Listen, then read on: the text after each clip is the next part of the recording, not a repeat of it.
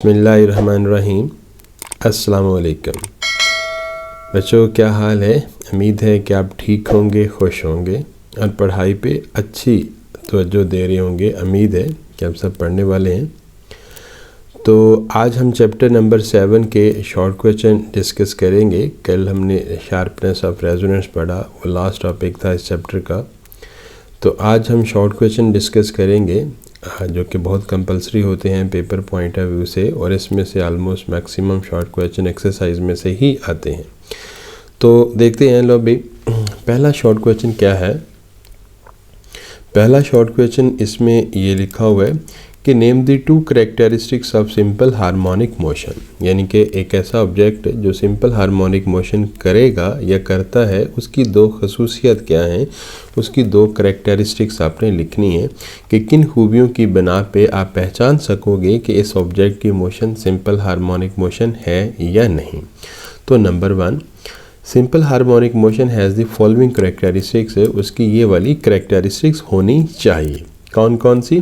देखिए, it is a type of the oscillatory motion, यानी कि ये ऑसिलेटरी मोशन होनी चाहिए। ऑसिलेटरी मोशन क्या होती है? To and fro motion of an object about its mean position.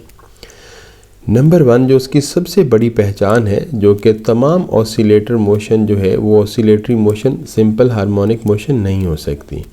और सिंपल हार्मोनिक मोशन यानी कि एसएचएम मोशन की सबसे बड़ी पहचान ये है कि उसका एक्सेलरेशन डिस्प्लेसमेंट के, ये देखिए, एक्सेलरेशन डिस्प्लेसमेंट के डायरेक्टली प्रोपोर्शनल आना चाहिए। और नेगेटिव साइन ये बताता है कि ऑब्जेक्ट चाहे मीन की तरफ जाए, एक एक्सट्रीम चाहे दूसरे एक्सट्रीम, किधर भी जाए उसने वापस आना है मीन की तरफ ही। उसकी डायरेक्शन हमेशा मीन पोजीशन की तरफ रहती है। Acceleration of a body of performing या से एग्जीक्यूटिंग भी लिख सकते हैं।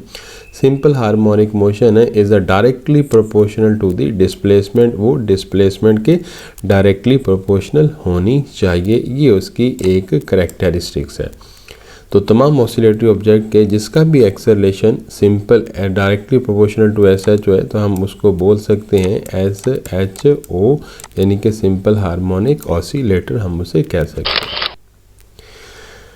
अब देखिए, एक्सेलरेशन कहता है कि acceleration of a body performing simple harmonic motion है is always directed toward the mean position. ये हम पहले ही बात कर चुके हैं कि उसका एक्सेलरेशन हमेशा मीन पोजीशन की तरफ ही होगा जो भी object simple harmonic motion perform कर रहा है। और total energy of an object performing simple harmonic motion is constant, यानी कि अगर उसके ऊपर कोई एक्सटर्नल फोर्स अमल नहीं कर रही तो टोटल एनर्जी जो है वो सिंपल हार्मोनिक मोशन की क्या रहनी चाहिए? कांस्टेंट रहनी चाहिए। और ये टोटल एनर्जी का फार्मूला है हाफ के x not square that's remain constant.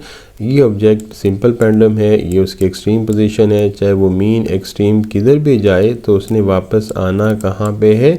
Mean position की तरफ। तो ये इसकी 2-3 कैरेक्टरिस्टिक्स हैं सिंपल हार्मोनिक मोशन की, ये कैरेक्टरिस्टिक्स हैं। ठीक है, एक शॉर्ट क्वेश्चन है। उसके बाद हम देखते हैं next short question number 2। Does the frequency depend on amplitude of harmonic oscillator, यानी कि हार्मोनिक ऑसिलेटर वो ऑसिलेटर जिनकी जो कि सिंपल हार्मोनिक मोशन परफॉर्म कर रहे हैं उनको हम सिंपल हार्मोनिक ऑसिलेटर कहते हैं। कहता है क्या उनकी फ्रीक्वेंसी जो है वो एम्पलीट्यूड पे डिपेंड करती है या नहीं। तो अब आंसर है the frequency of the harmonic oscillator does not depend upon the, does not, वो डिपेंड नहीं करती अपॉन इट्स एम्पलीट्यूड, कि वो एम्पलीट्यूड पे डिपेंड नहीं करती। अब क्यों नहीं करती? अब देखो, हमने 2 ही ऑब्जेक्ट पढ़े जो कि सिंपल हार्मोनिक मोशन परफॉर्म करते हैं, उनको हम सिंपल हार्मोनिक ऑसिलेटर कह सकते हैं कि जो भी object simple harmonic motion perform करते हैं। नंबर 1, सिंपल पेंडुलम की ये फ्रीक्वेंसी का फार्मूला है और मैथ स्प्रिंग सिस्टम की फ्रीक्वेंसी का ये फार्मूला है। अब देखो, इसमें भी एक्स नॉट नहीं आ रहा, एक्स नॉट, इसमें भी एम्पलीट्यूड होता है एक्स नॉट, तो दोनों में एक्स नॉट नहीं आ रहा। तो इसका मतलब है ना ही सिंपल पेंडुलम के केस में ना ही मैथ स्प्रिंग सिस्टम के केस में it depends upon the length and g, it depends upon the spring constant and mass, it does not depends upon the amplitude. तो लिहाजा जो भी ऑब्जेक्ट सिंपल हार्मोनिक ऑसिलेशन करता है उसकी फ्रीक्वेंसी उसके एम्पलीट्यूड पर डिपेंड नहीं करती according to the given relation. Next, can we realise an ideal simple pendulum, क्या हम एक आइडियल सिंपल पेंडुलम को इमेजिन कर सकते हैं या नहीं कर सकते? तो आंसर लिखा हुआ है no, we can not realise an ideal simple pendulum, हम आइडियल सिंपल पेंडुलम को रियलाइज नहीं कर सकते। देखिए शॉर्ट क्वेश्चन होता क्या कि आपसे एक क्वेश्चन पूछा है, आपने उसका आंसर करना है और उसके बाद येस और नो की फॉर्म में, और उसके बाद फिर आपने लॉजिक देनी है, फिर आपने रीज़न देनी है कि किस बना के ऊपर आप उसे येस और नो कह रहे हो, तो वो आपने बताना है। तो सवाल क्या है कि आप आइडियल सिंपल पेंडुलम रियलाइज़ कर सकते हो? आप बोलते हो no, no we can not realise an ideal simple pendulum, हम आइडियल सिंपल पेंडुलम रियलाइज़ नहीं कर सकते। अब काहे क्यों नहीं कर सकते, ये ज़रा देखिए। Because simple pendulum consist of, जो आइडियल सिंपल पेंडुलम है वो इन कैरेक्टरिस्टिक्स के ऊपर, इन प्रॉपर्टी के ऊपर कंसिस्ट होना चाहिए। जबकि क्या प्रॉपर्टीज़ हैं देखते हैं। अ स्मॉल बट हैवी आना था यहाँ पे, हैवी, और a small but heavy and dense Bob, यानी कि ये जो बॉब है वो उसका साइज़ बहुत छोटा हो लेकिन जितना भारी पॉसिबल हो सके हो।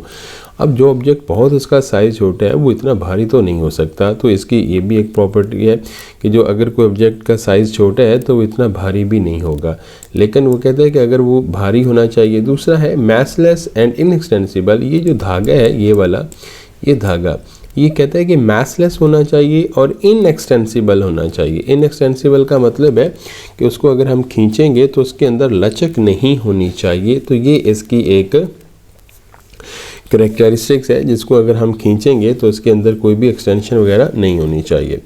उसके बाद नेक्स्ट है रिजिड एंड फ्रिक्शनलेस स्पोर्ट्स, यानी कि ये जो स्पोर्ट है ये फ्रिक्शनलेस होना चाहिए। अब ऐसा तो पॉसिबल नहीं है कि इसमें बिल्कुल ही फ्रिक्शन ना हो, हाँ थोड़ी बहुत फ्रिक्शन हो जाए। And in a free atmosphere, और जिस एटमॉस्फेयर में वो घूमे तो no mechanical energy is dissipate, यानी कि उसका जो एयर रेजिस्टेंस है, जो जहाँ पे हवा में ऑसिलेट कर रहा है, तो हवा की रेजिस्टेंस भी नहीं होनी चाहिए।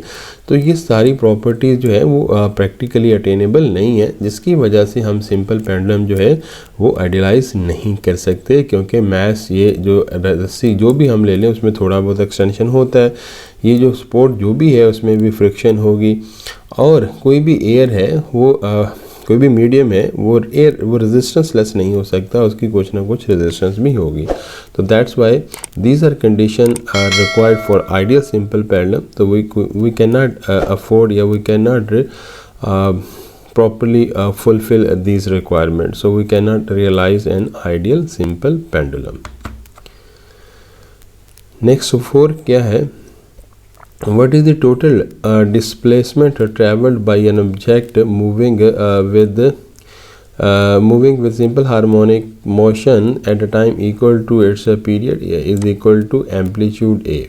यानी कि बेटा क्या कहता है कि अगर ये देखो, ये सिंपल पेंडुलम आपको ये यहाँ से यहाँ तक जाता है, यहाँ से यहाँ तक उसका एम्पलीट्यूड है a, तो एक वाइब्रेशन में ये टोटल कितना डिस्टेंस कवर करेगा। अब डिस्टेंस तो हम डिस्प्लेसमेंट तो ज़ीरो होगा, लेकिन डिस्टेंस क्या होगा, a यहाँ से जाने का और a यहाँ से जाने का, a प्लस a कितना हो गया 2a, और फिर इसी तरह वापस आने का a, और फिर यहाँ पे, तो यहाँ पे भी a देखिएगा और ये भी a, तो टोटल कितने हो गए 4। तो इसका मतलब है कि टोटल 4a जो है वो 4 टाइम ऑफ इट्स एम्पलीट्यूड, इसके एक टाइम पीरियड में ये इतना रोटेशन जो है वो करेगा।